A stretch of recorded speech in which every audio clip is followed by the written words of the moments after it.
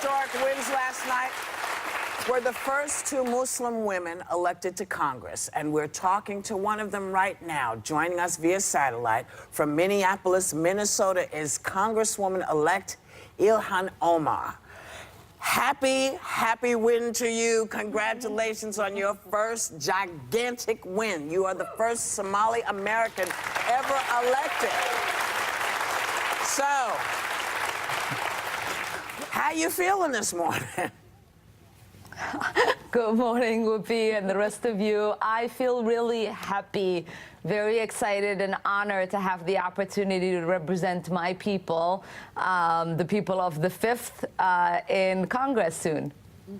Congresswoman-elect, congratulations from everyone at this table. You have a really interesting story to tell as well. You came to this country as an immigrant at the age of 12. You didn't speak any English. What message of hope about last night, about your victory, do you hope to send to everyone this morning? So my message to people is that if you work hard and you believe in creating positive change within your community, you can achieve anything. That's quite a message. Congresswoman-elect Omar, this is Sunny Hostin. During your campaign, you faced Islamophobic attacks. Did it ever deter you? Were you ever scared?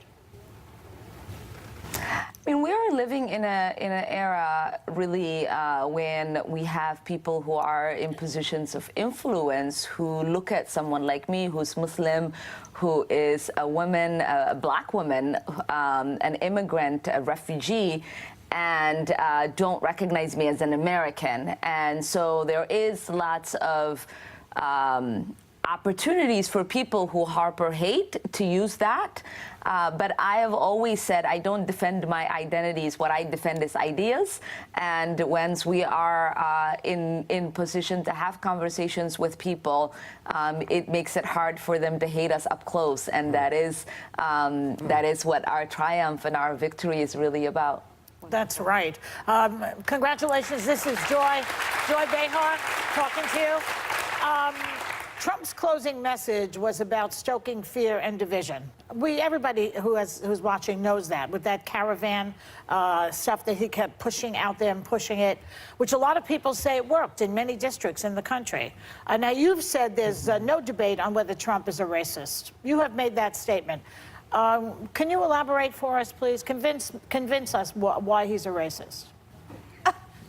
So, you know, we see clearly today with all the wins, actually, that there is a rejection of the politics of fear and divisiveness, that this is really a country that welcomes people and treats them like family. And we don't only just welcome refugees and immigrants, but we send them to Washington. But with Trump and the fact that I recognize him as someone who is a racist, is that I go back to that Maya Angelou quote that says, if they tell you who they are, believe them the first time. This has been someone who has cozied up to white nationalists, who has called people who look like me and come from the country that I came from really horrible things that I can't repeat on a friendly daytime TV. And so we should recognize him as what he is and move, I think, the conversation beyond him, beyond this divisiveness, and to a place of hope and inclusion, and that is really what this election has been about. We have seen here in Minnesota a lot of the folks who were running on his politics lost. We've had a really great night and a great morning because we decided to use the politics of joy and vote with our warm hearts, even though it's a cold state. Good one. Congresswoman, first of all, congratulations. You made history last night, and that's incredible. And I think there's a lot of people watching you this morning that probably see you as the face of the future of the Democratic Party. 87 congressional candidates declined to support Nancy Pelosi for Speaker of the House.